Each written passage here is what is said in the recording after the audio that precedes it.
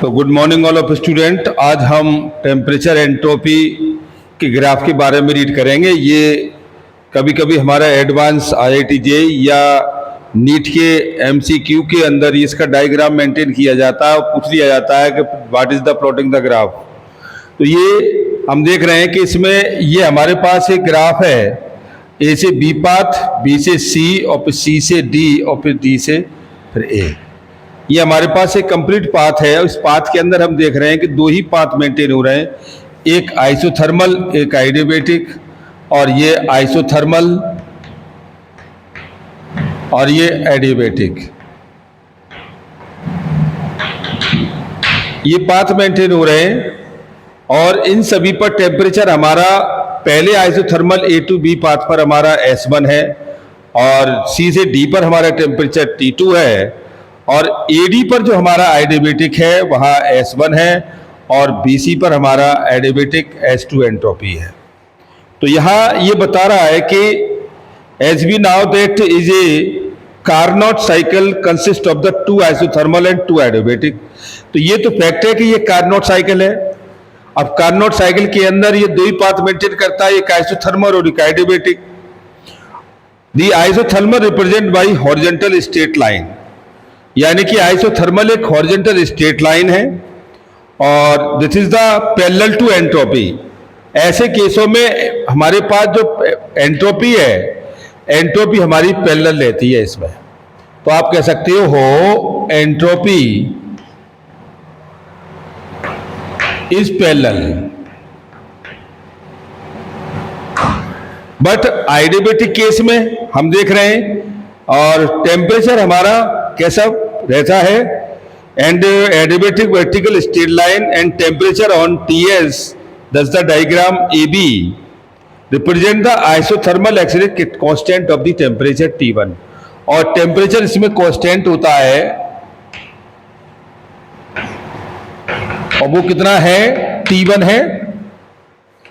दूसरी कंडीशन वो कह रहा है कि अगर हम आते हैं इसके बाद BC पर, तो BC हमारा जो पाथ है, BC हमारा एडियाबैटिक प्रोसेस है और एडियाबैटिक प्रोसेस के अंदर एंट्रोपी हमारी परपेंडिकुलर है, लेकिन टाइम हमारा कैसा है, जिस हमारा इसमें टाइम T2 है और T2 मेंटेन होने में, T1 से T2 आने में ये टेम्परेचर कैसा हो जाता है, सिंक हो जाता है, यानी कि T1 ग्रेटर देन T2। इसका मतलब हीट एनर्जी भी हमारी ग्रेटर देन हो जाएगी।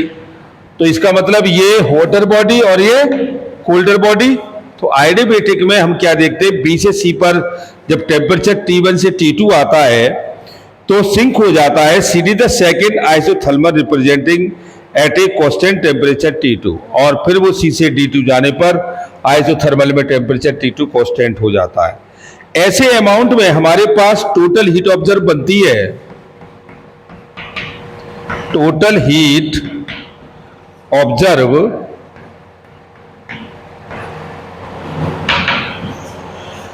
टोटल हीट ऑब्जर्व होती है हमारे पास, heat observe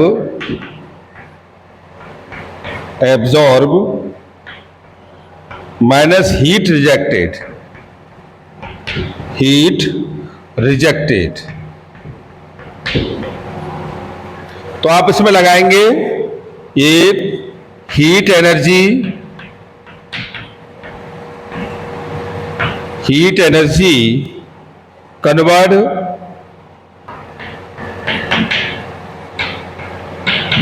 into work is equal to area ABEF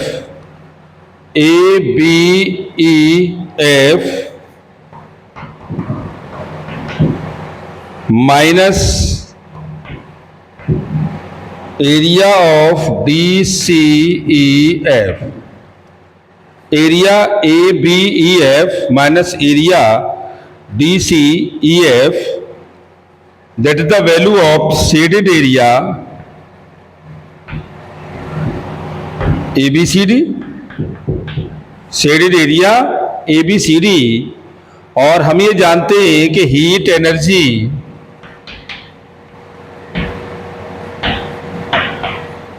convert into work, और ये आपका हो जाएगा कितना, पहले में हो जाएगा AD into DC,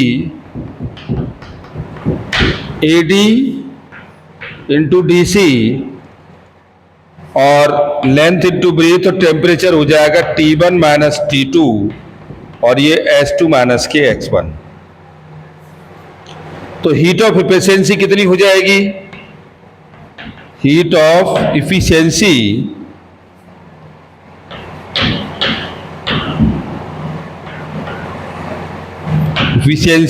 Neeta is equal to, और ये आपका हो जाएगा T1 माइनस T2, और ये S2 माइनस के X1 अपॉन, और ये T1 और S2 माइनस के S1, ये से कैंसिल हो गया, तो ये वैल्यू आपकी आ गई T1 minus T2 upon T1, this is the value of 1 minus के T2 अपॉन T1 के साथ।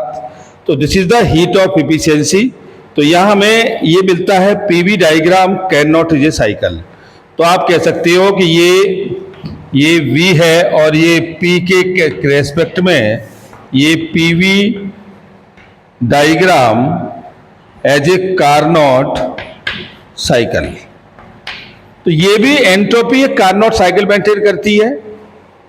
अब इसी में उन्होंने ये बात आगे कही कि इसको हम परफेक्ट गैस में ले जाएं, तो ये परफेक्ट गैस में भी चली जाएगी। अब परफेक्ट गैस में कितना जाएगा इसे देख लीजिएगा।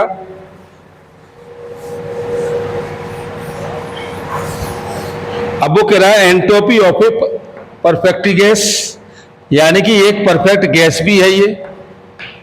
Entropy of a perfect gas. तो फर्स्ट लॉ थर्मोडायनेमिक्स कहता है कि this is the value of d q is equal to d u plus d डब्ल्यू, और ये हम जानते हैं इंटरनल एनर्जी हमारे पास होती है c b into d t, और डी डब्ल्यू आपके पास होता है ये पी इंटू डी बी। अब इन दोनों वैल्यू को हम यहां लगा दें तो ये d q is equal to आपकी वैल्यू हो जाएगी ये d u c b into d t plus p into d b. और आइडियल गैस के अनुसार अगर हम इसे निकालते हैं तो एंट्रोपी हमारे पास कितना आता है, एंट्रोपी होता है डी क्यू अपॉन टी के साथ। तो डी क्यू आपके पास है तो एंट्रोपी कितनी हो जाएगी, एंट्रोपी हो जाएगी सी बी डी टी और पी डी बी अपॉन, और ये टी के साथ आप इसे ब्रेक कर लेंगे तो ये हो जाएगा c b d t upon t plus, और ये p d b upon t के साथ। तो ये एंट्रोपी ब्रेक हो गई, और इसे आप लिख सकते हैं आइडियल गैस में P V is equal to n R T, P V is equal to n R T, तो P upon T is equal to ये एन आर अपॉन वी। तो इसकी जगह ये हो जाएगा, तो आप इसमें लिखेंगे एस इज इक्वल टू ये सी वी बाहर D t upon t plus, और ये P इंटू टी के साथ हो जाएगा R upon v into d B.